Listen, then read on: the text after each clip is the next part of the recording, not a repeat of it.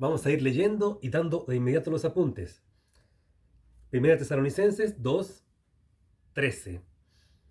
Por lo cual también nosotros, sin cesar, damos gracias a Dios. Damos gracias en un solo verbo, podría ser agradecemos. Y el sin cesar, recuerde que también aparecía en el 1:3, capítulo 1, verso 3, para que ahí ustedes vayan anotando. Cuando después dicen oren sin cesar, a esto se refiere, a los temas que hay que agregar en la oración siempre. De que cuando recibieron la palabra de Dios que oyeron de nosotros, la recibieron no como palabra de hombres.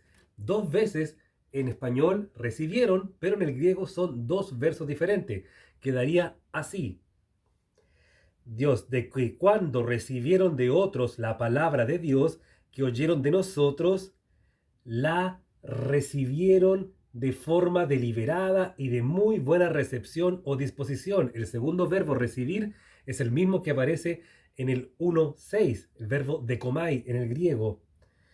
Ya sigamos. Que oyeron de nosotros, no como palabra de hombres, sino según es que es en verdad la palabra de Dios, la cual actúa en ustedes los creyentes. Exactamente. La palabra del Señor no actuó solamente para convertirnos de inconversos a convertidos, de hijos de tiniebla a hijos de la luz. La palabra del Señor sigue trabajando en nuestras vidas, sigue trabajando a través de la persona de Cristo que vino a la tierra, a través del Espíritu Santo que nos revela las verdades de la Escritura, porque los autores que escribieron la Biblia, los 66 libros, fueron inspirados por el Espíritu Santo y nuestro Señor Dios Padre que dio el plan de Juan 3:16. Sigamos a ver qué apunte más les puedo dar. De Dios actúa en ustedes los creyentes. Miren, qué hermoso acá. La gloria mayor es que la palabra del Señor fue eficaz. Cuando tú ves, tú no debes decir, oh, qué bueno que yo fui usado para que se convirtieran más personas. No, lo correcto es, como dice el versículo 13, qué bueno que más personas se convirtieron a través de la predicación que tuvimos y gracias, Señor, por utilizarme a mí para aquello. ¿Sí? Como dice la canción de Minecraft, yo soy segundo. Siempre pongámonos en el segundo lugar en las cosas del Señor. Apuntes interesantes acá. Ah, exactamente. ¿Por qué dice no se, por lo cual nosotros no cesamos de dar gracias de que se convirtieron? Eso es algo ya muy pasado, uno podría decir. No, siempre hay que estar recordando cosas. ¿Por qué? Número uno, siempre al Señor hay que alabarlo y cómo lo alabas a través de las cosas buenas que hace y que ha hecho en nuestras vidas. Número dos, esto fue uno de lo que llama Pablo en el libro de los Hechos, si no me equivoco, y Primera de Corintios 16, ¿sí? Una puerta que se abrió. Una puerta que se abrió en Tesalónica cuando estas personas creyeron y ahí se abrió la puerta para predicar en todo Tesalónica y como dicen versículos anteriores también en todo Macedonia y Acaya, que era el equivalente a Grecia. Avanzamos al 14, porque ustedes, hermanos, vinieron a ser imitadores de las iglesias de Dios en Cristo Jesús que están en Judea. Claro, porque también tuvieron persecución. Y lo curioso es que Pablo fue uno de los que persiguió a la iglesia, a las iglesias de Judea. Él lo reconoce en el libro de los Hechos también, y más adelante.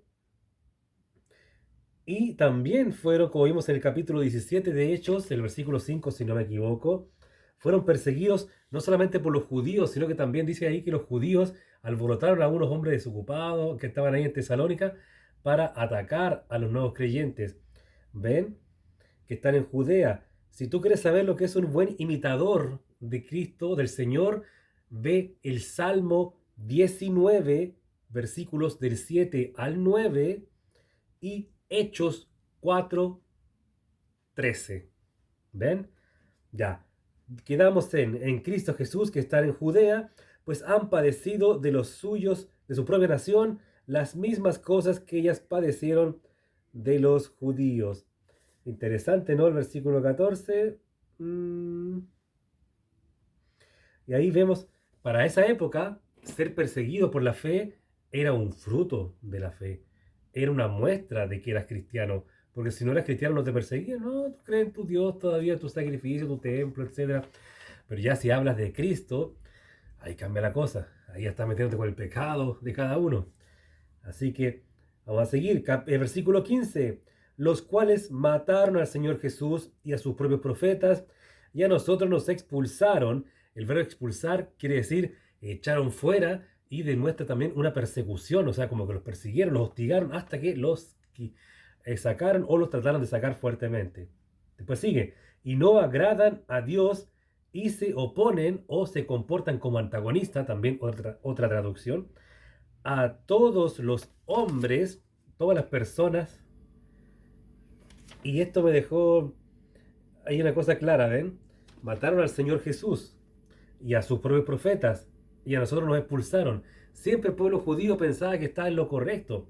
Si cuando nosotros leemos después Mateo 23:37, Hechos 2:23 y 36 y este versículo, 1 Tesalonicenses 2:15, nos damos cuenta de que el Señor Jesucristo, el apóstol Pedro y el apóstol Pablo estaban en la misma sintonía los tres de que los judíos fueron los que siempre mataban a los hombres de Dios y siempre correteaban a los hombres de Dios, como era en este caso los que estaban promoviendo la iglesia, el evangelio.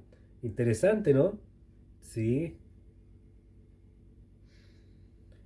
Ahí está, Juan 15:22 también, se lo vamos a dejar. Y qué curioso, ¿no?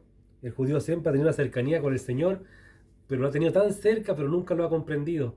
Es increíble, yo cuando estudiaba la carta de Romanos me decía, oye, pero habla tan claro de que en Abraham iban a ser bendecidas las naciones, plural, plural, plural, pero el judío era cerrado y no, solo Israel, solo Israel, solo Israel. Es increíble y tanta adoración a Abraham, increíble cuando tú estás fuera de Cristo y estás tan cegado en tus ideas. Es como lo que dice 2 Corintios 4:4, el mismo diablo te ciega el entendimiento para que tú no entiendas.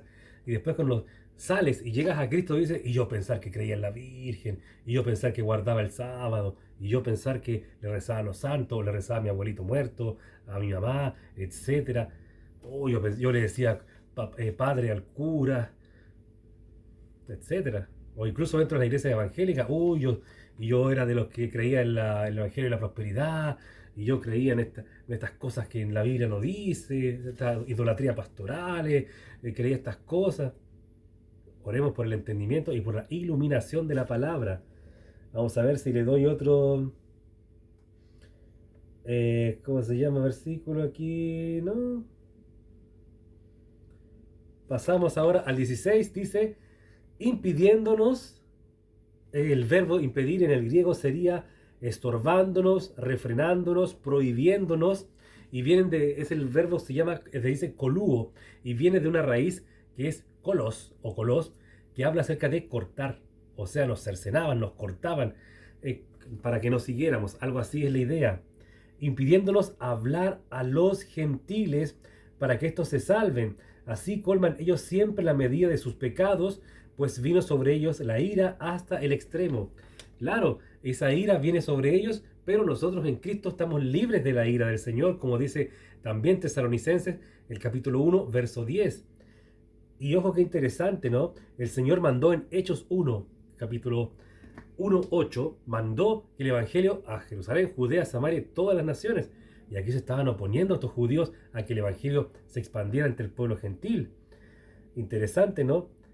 Y las oposiciones son nombradas en Hechos 9:23, 13:45, 14:2, 14:19 y un montón de etcétera más que usted puede ver. ¿Por qué dicen colmar la medida de los pecados? Había una creencia judía, esto es un comentario de la Biblia, Matthew Henry, había una creencia judía de que el Señor tenía para cada ser humano un límite de pecados que podía cometer.